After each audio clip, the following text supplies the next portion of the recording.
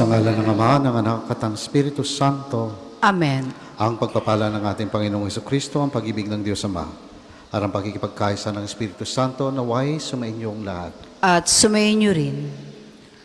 Mga kapatid, aminin natin ang ating mga kasalanan upang tayo maging marapat gumanap sa banal na pagdiriwang.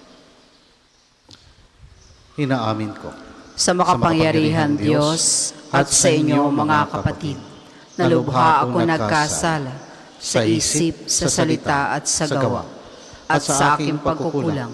Kaya isinasamo ko sa mahal na Birheng Maria, sa lahat ng mga anghel at mga banal, at sa inyo mga kapatid, na ako'y panalangin sa Panginoong ating Diyos. Kawan tayo na makapangyarihang Diyos, patawarin tayo sa ating mga kasalanan, at patnubayan tayo sa buhay na walang hanggan. Amen.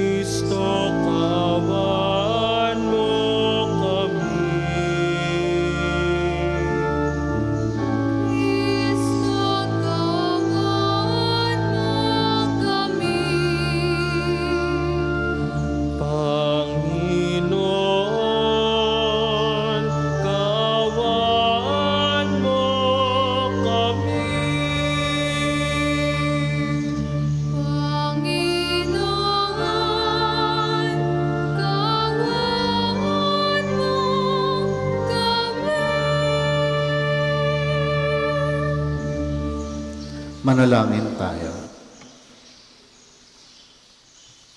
Ama namin makapangyarihan, sa pagganap nitong 40 araw na paghahanda at sa lakas na dulot ng iyong salita, ipagkaloob mong maitalaga namin sa iyo ang banal na pagtitimpi ng aming buong pagkatao upang kami iyong laging marapating makaisang diwa sa aming pagdalangin. Sa pamamagitan ni Hesukristo kasama ng Espiritu Santo magpasa walang hanggan. Amen.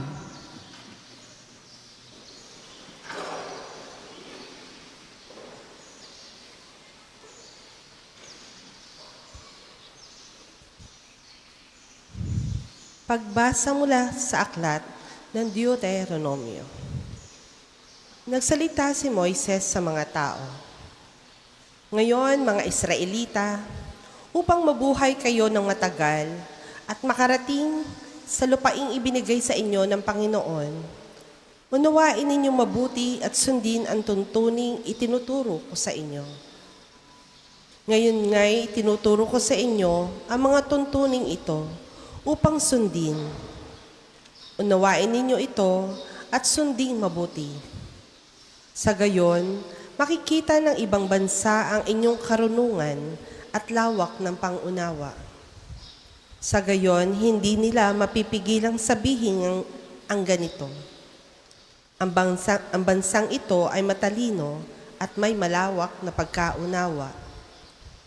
Sinong Diyos ang ibang bansa ang handang tumulong anumang oras liban sa Panginoon? Aling bansa ang may tuntuning kasing inam ng mga tuntuning ibinigay ko sa inyo ngayon? Ngunit kaiingat kayo. Ang mga bagay na inyong nasaksihan ay huwag ninyong kalilimutan o ipagwawalang bahala habang kayo'y nabubuhay. Ituro ninyo ito sa inyong mga anak at mga apo. Ang salita ng Diyos. Salamat sa Diyos. Salmon tugunan. Purihin mo, Jerusalem, ang Panginoong butihin. Purihin mo, Jerusalem, ang Panginoong butihin. Purihin mo, Jerusalem, purihin ang Panginoon. Purihin mo ang iyong Diyos, kayong mga taga-Siyon.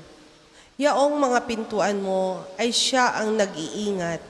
Ang lahat ng inyong lingkod ay siya ang nagbabasbas. Purihin mo, Jerusalem, ang Panginoong butihin. Ginagawang matahimik yaong mga hangganan mo. Bibigyan kang kasiyahan sa kaloob niyang trigo. Kung siya ay naguutos, agad itong natutupad. Dumarating sa daigdig na hindi na nagluluwat. Purihin mo, Jerusalem, ang Panginoong butihin. Kay Jacob niya ibinigay ang balita at pabilin. Ang tuntunit mga aral ibinigay sa Israel. Ang ganitong karapatan ay wala ang ibang bansa, pagkat hindi nila batid ang utos na itinakda. Purihin ang Panginoon. Purihin mo, Jerusalem, ang Panginoong butihin. Magsitayo po ang lahat.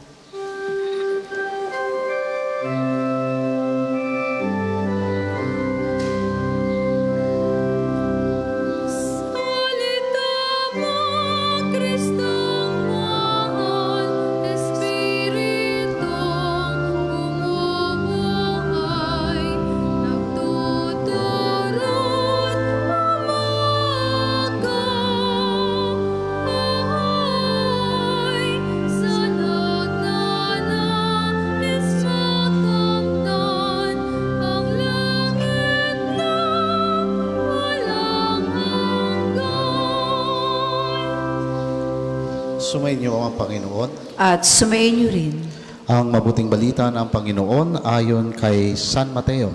papuri sa iyo, Panginoon. Noong panahong iyon, sinabi ni Jesus sa kanyang mga alagad, "Huwag ninyong akalaing naparito ako upang pawalang bisa ang kautusan at ang aral ng mga propeta.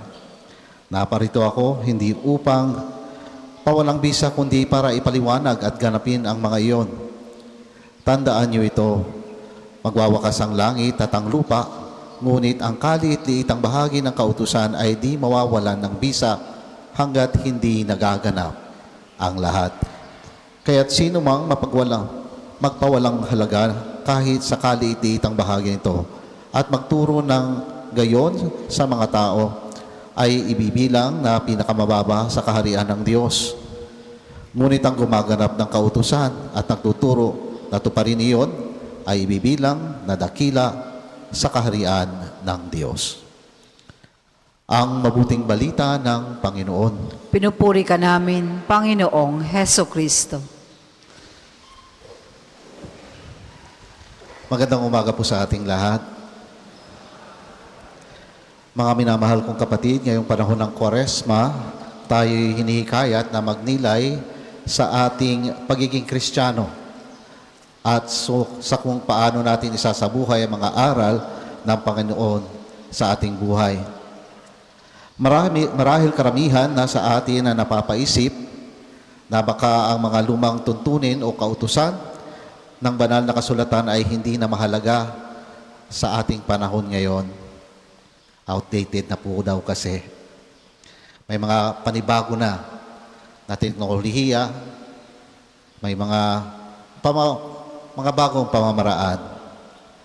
Ngunit sa ating napakinggang ebanghelyo, ngayong araw, malinaw na ipinapahayag ng ating Panginoong Hesus ang tunay na kahalagahan ng mga kautusan at ng mga propeta.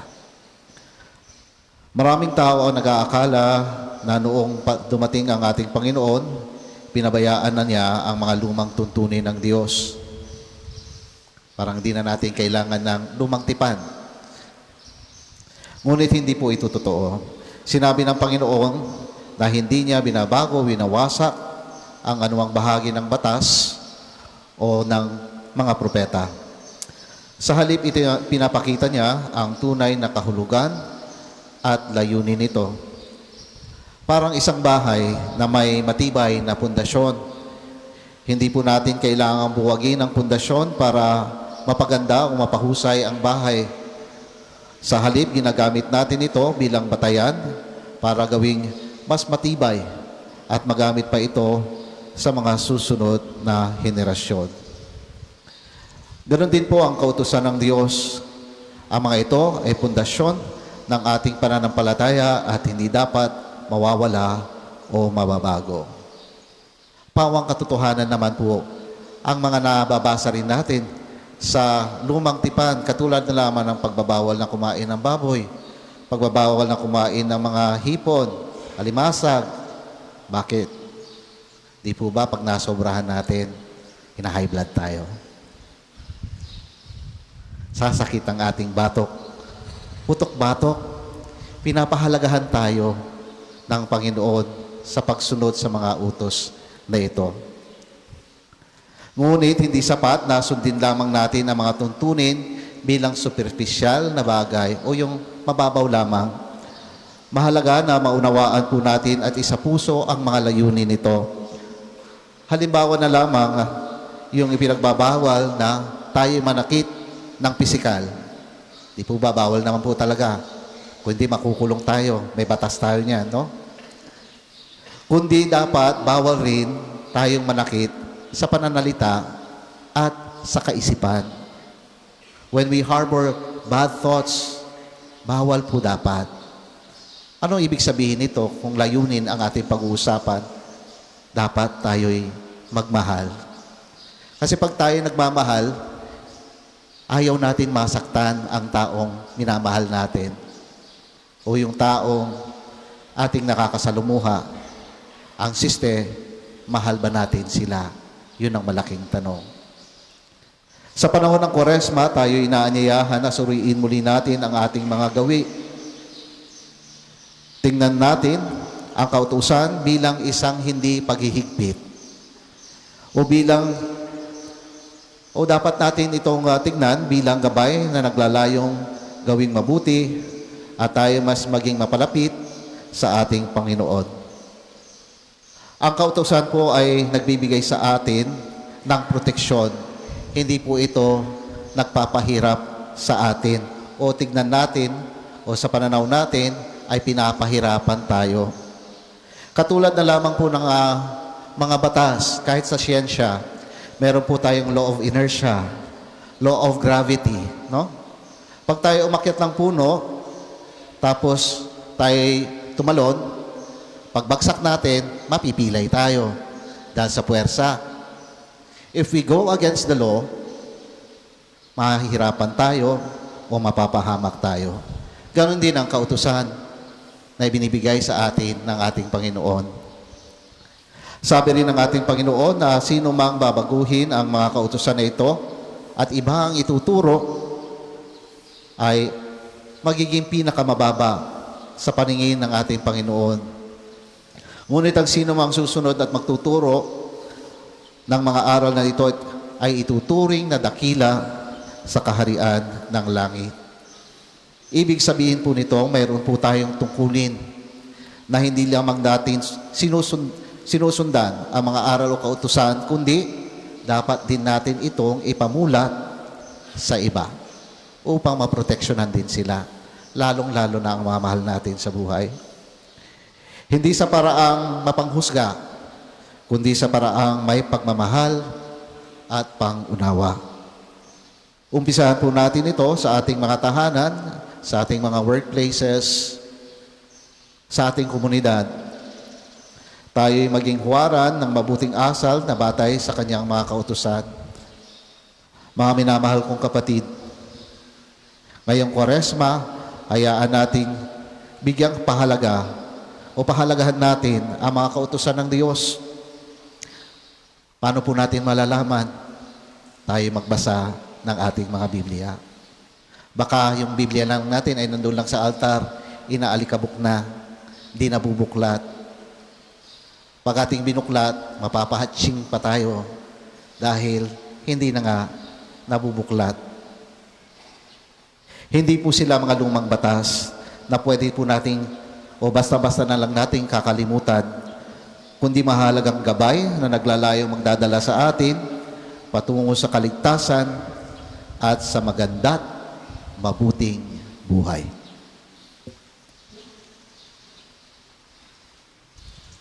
Para po sa maghahandog ng sobre, pakihulog na lamang po sa buslo.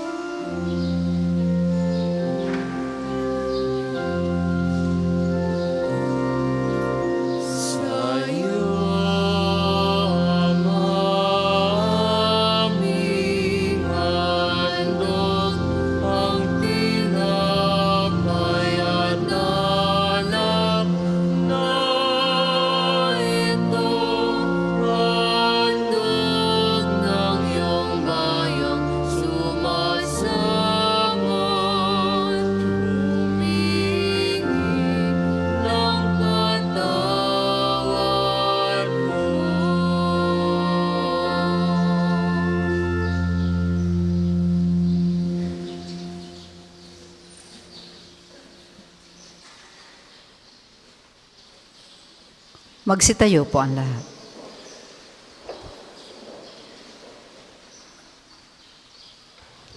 Manalangin kayo mga kapatid upang ang paghahain natin ay kalugdan ng Diyos sa mga makapangyarihan. Tanggapin nawa ng Panginoon itong paghahain sa iyong mga kamay, sa kapurihan niya at karangalan sa ating kapakinabangan at sa buong sambayanan niyang banal. Ama naming lumikha, tanggapin mo ang mga panalangin at alay ng iyong sambayanan at kami ipagtanggol mo sa mga ligalig sa buhay, pakundangan sa paghahaing ngayoy ipinagdiriwang sa pamamagitan ni Jesucristo kasama ng Espiritu Santo magpa sa walang hanggan. Amen. Sumainyo ang Panginoon. At sumayin niyo rin, Itaas sa Diyos ang iyong puso at diwa. tinaas na namin sa Panginoon. Pasalamatan natin ang Panginoong ating Diyos. Marapat na siya ay pasalamatan. Ama naming makapangyarihan, tunay ngang marapat na ikaw ay aming pasalamatan sa pamamagitan ni Jesucristo na aming Panginoon. Sa aming kusang pagtitiis ng hirap, tinutulungan mong aming maitumpak ang kinamahas ng pagsalungat sa pananagutang iyong iniatas.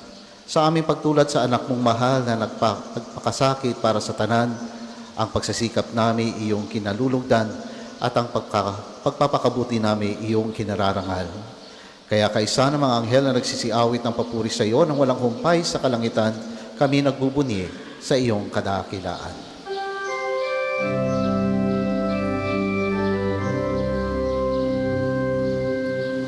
Banal ka pong may kapal, banal ang iyong pangalan, banal ang iyong kaharian. Langit lupa'y nagpupugay sa iyong kadakilaan. Dinadakila ng lahat ang naparito mong anak na siyang nagmulat sa bulan. Sa pilay ay nagpalakad at nakiramay sa lahat.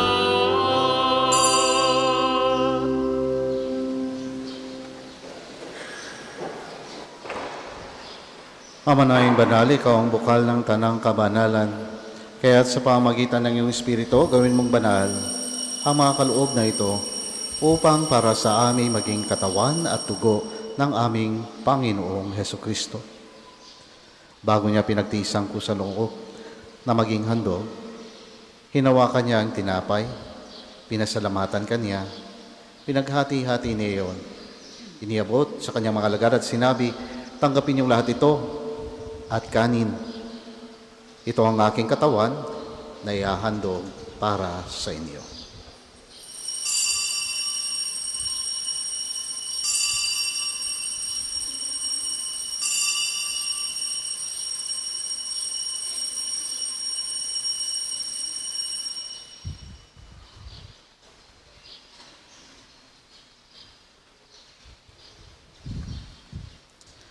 Ngayon din naman, nung matapos ang hapunan, hinawakan niya ang kalis.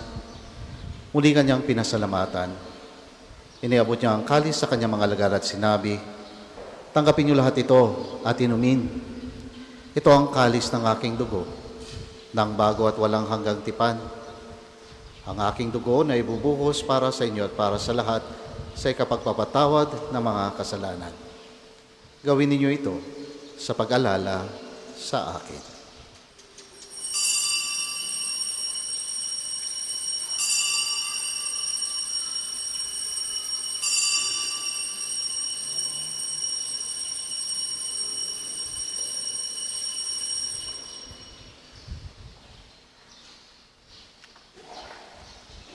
Ipagmunyi natin ang misteryo ng pananampalataya. Si Kristo'y namatay, si Kristo'y nabuhay, si Kristo'y babalik sa wakas ng panahon. Ama, ang ginagawa namin ngayon ang pag-alala sa pagkamatay at pagkabuhay ng iyong anak Kaya rinaalay namin sa iyo ang tinapay na nagbibigay buhay, parang kalis na nagkakaloob ng kaligtasan. Kami nagpapasalamat dahil kami iyong minarapat na tumayo sa harap mo para maglingkod sa iyo. Isinasamo namin kami magsasalo-salo sa katawan at dugo ni Kristo ay mabuklod sa pagkakaisa sa pamamagitan ng Espiritu Santo. Ama, lingapin mo yung simbahang laganap sa buong daigdig.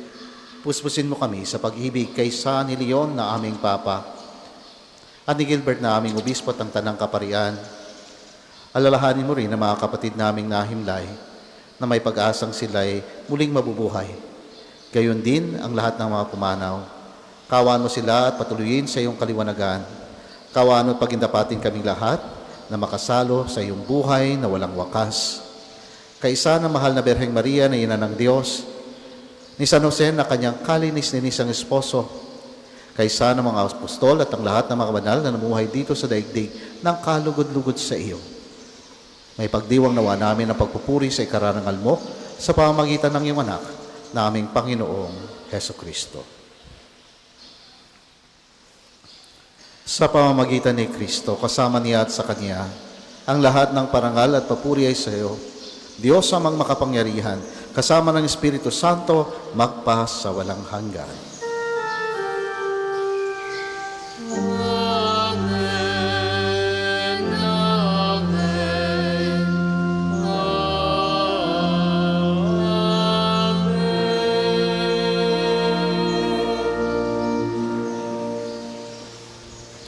Sa tagubilin ng mga nakagaling na utos sa turo ni Jesus na Panginoon natin na Diyos, ipahayag natin ng lakas loob.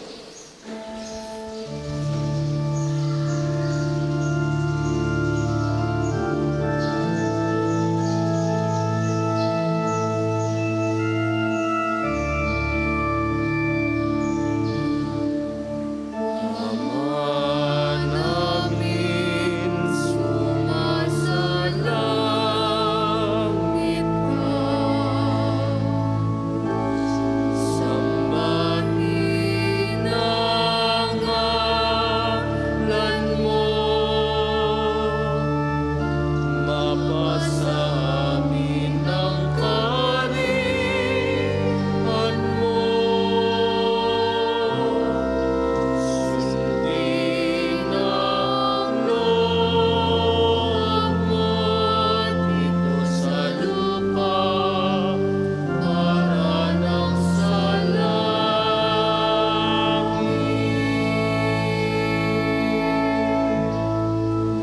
Bigyan mo kami ngayon ng aming kakanin. Sa araw-araw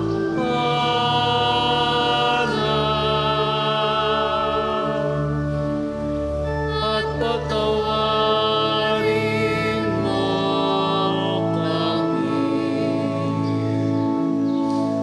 sa aming mga kasala para nang magpapatawad namin sa nagkakasala sa amin.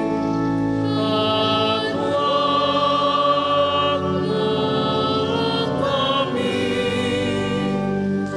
ipaintulot sa tukso at iadiyang mo kami sa lahat ng masama. Hinihiling namin kami iadya sa lahat ng masama. Pagkaluban ng kapayapaan na araw-araw, iligtas sa kasalanan at ilayo sa lahat ng kapahamakan, samantalang aming pinananabikan ang dakilang araw ng pagpapahayag ng tagapagligtas naming si Heso Kristo. Sapagkat iyong kaharian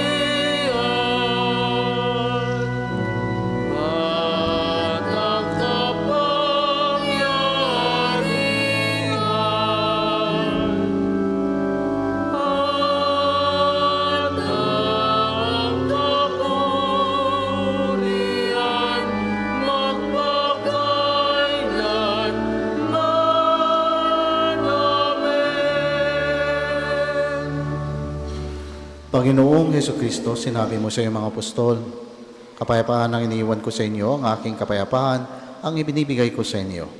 Tunghayan mo ang aming pananampalataya at huwag ang aming mga pagkakasala. Pagkaluban mo kami ng kapayapaan at pagkakaisa ayon sa iyong kalooban. Kasama ng Espiritu Santo, magpa sa walang hanggan. Amen.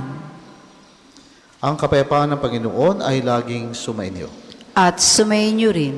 Magbigayan tayo ngayon ng kapayapaan sa isa't isa. Peace be with you. Kordero ng Diyos, nag-aalis ng mga kasalanan ng sanlibutan, maawa ka sa amin. Kordero ng Diyos, nag-aalis ng mga kasalanan ng sanlibutan, maawa ka sa amin. Kordero ng Diyos, nag-aalis ng mga kasalanan ng sanlibutan, pagkaloob mo sa amin ang kapayapaan. Kung hindi po kayang lumuhod, manatili pong nakatayo na may paggalang.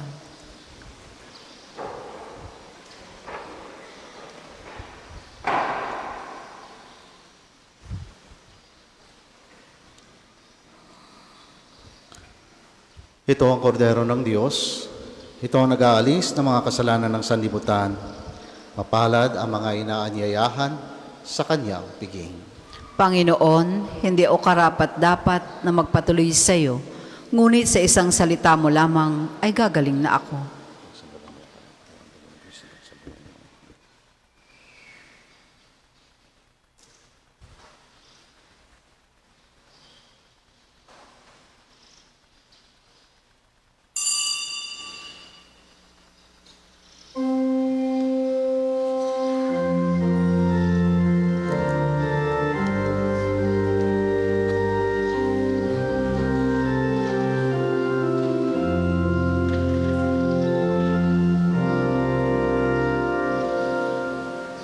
Jesus na aking kapatid, sa lupa namin bumalik. Iyong mukha'y ibang-iba, hindi kita nakikilala. Tulutan mong aking mata, mamulat sa katotohanan. Ikaw po ang makikilala sa taong mapagkumbaba. Jesus na aking kapatid,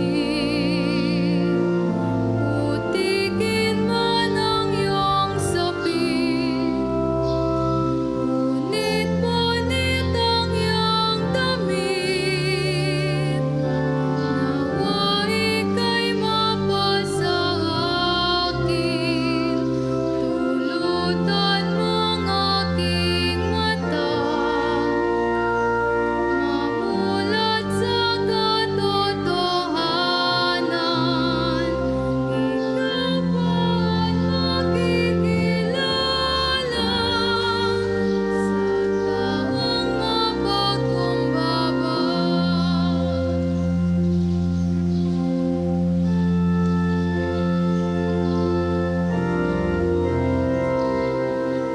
Jesus na aking kapatid,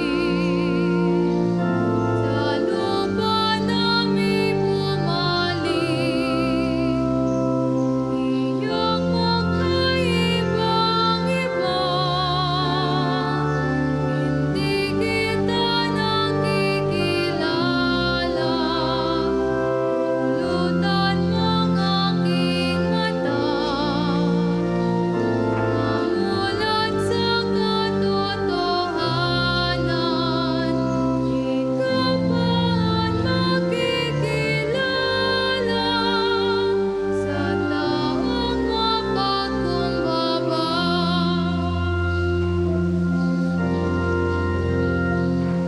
Jesus na aking kapatid, putikin man ang iyong sapin, punit-punit ang iyong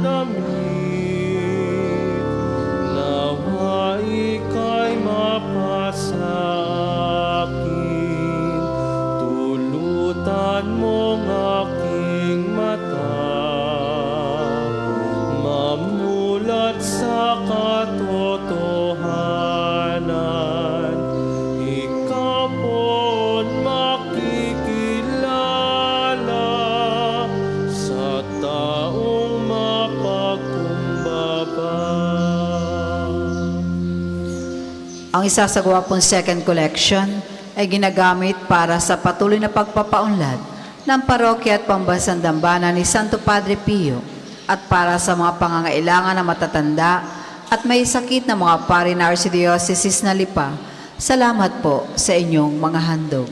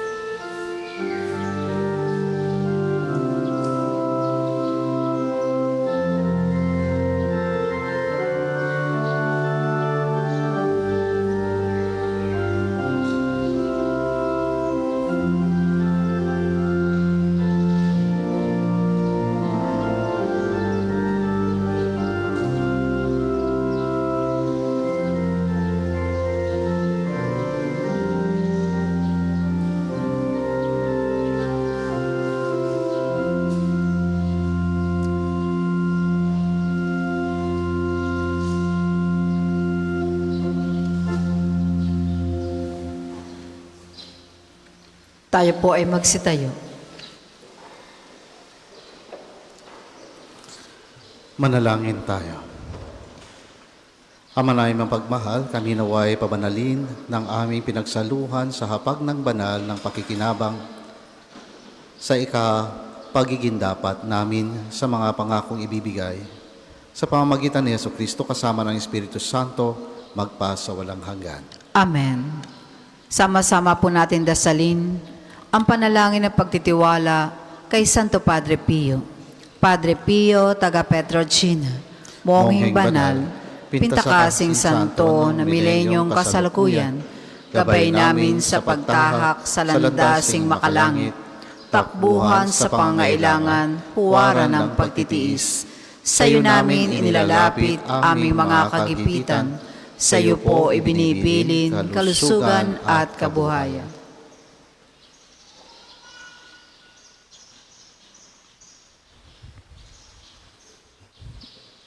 Di man karapat-dapat, kami po ay pagbigyan, bendisyonan at basbasan, maging ganap sa buhay. Lumayo nawa kami, umiwas sa kasalanan, lumapit lagi sa Diyos, maging matatag at matibay. Sa mabuting balita ng pagliligtas, turuan mo kami nawa. Sa tuwina ay makinig, magnilay at sumampalataya. Amin pong pakiusap itong mga kahilingan. Puso ay nagsisisi, nagtitikang taimtiman. Di na muling magkasala, sunod lagi sa Diyos Amang, kaisa ng Espiritu at ni Jesus na tagapamagitan. Amen. Magsiupo muna po ang lahat para sa ilang patalastas. Una, sa inyong pagdalaw sa pambansang dambana, mangyaring pakaingatan ang inyong mga personal na gamit.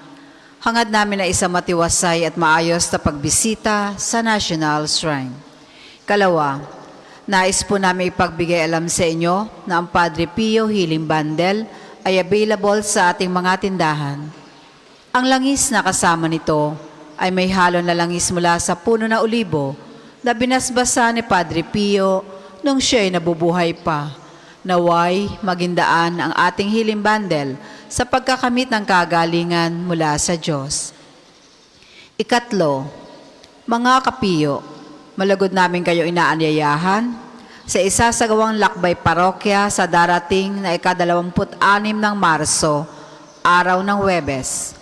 Tayo ay maglalakbay sa 7 simbahan sa Archdiocese sa Lingayen, Dagupan, lalawigan ng Pangasinan.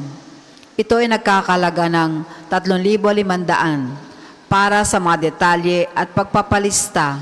Makipag-ugnayan lamang sa ating opisina. Ang pagpapalista ay hanggang March 14 lamang. Halina at sama-sama tayong maglakbay habang nagninilay sa daan ng krus ni Jesus.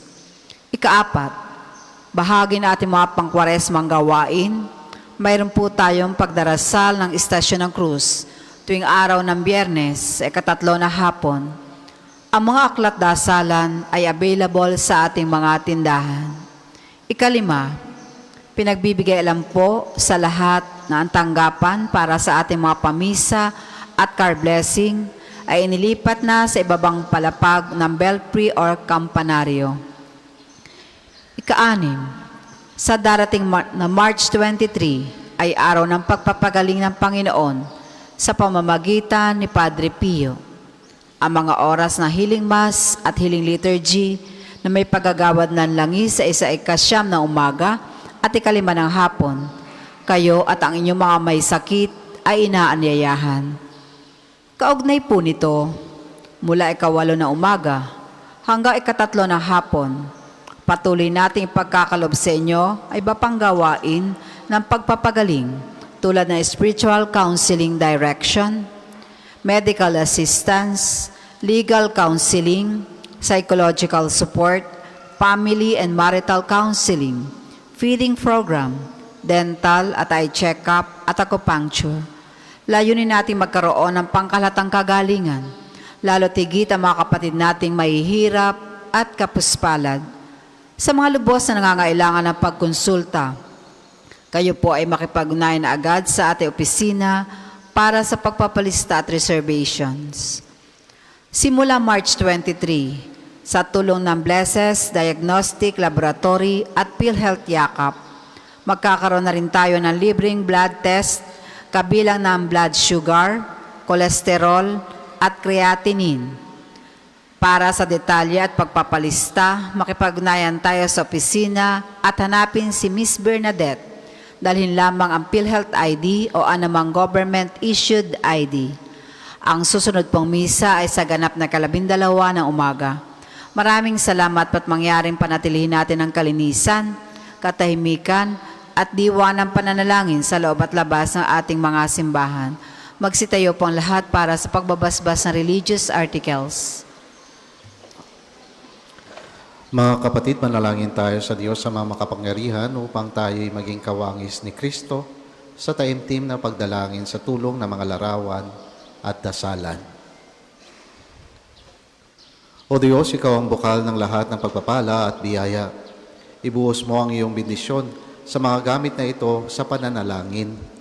Mga rosaryo, imahen, dasalan, healing bundles na nagpapaalala ng iyong kabutihan, kabanalan at pagmamahal sa amin upang ang lahat ng dumulog na at magdasal gamit ang mga ito ay magtamo ng iyong awa at biyaya. Lubin mong tularan namin ang kabanalan at aral ni Kristo at ng mga santo magpa sa walang hanggan. Amen.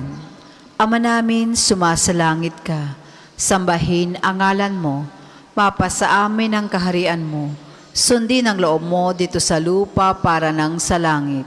Bigyan mo kami ngayon ng aming kakanin sa araw-araw at patawarin mo kami sa aming mga sala para nang pagpapatawad namin sa nagkakasala sa amin. At huwag mo kaming ipahintulot sa tukso at iadya mo kami sa lahat ng masama. Amen. Aba, Ginoong Maria, napupuno ka ng grasya, ang Panginoon Diyos ay sumasa iyo. Bukod kang pinagpala sa babaeng lahat, at pinagpala naman ang iyong anak na si Jesus. Santa Maria, Ina ng Diyos, panalangin mo kaming makasalanan, ngayon at kung kami mamamatay. Amen. Papuri sa Ama, sa Anak at sa Espiritu Santo, kapara noong una, ngayon at magpasawalang hanggan. Amen. Papuri sa Ama, sa Anak at sa Espiritu Santo, kapara noong una, ngayon at magpasawalang hanggan. Amen. Papuri sa Ama, sa Anak at sa Espiritu Santo, kapara noong una, ngayon at magpasawalang hanggan. Amen.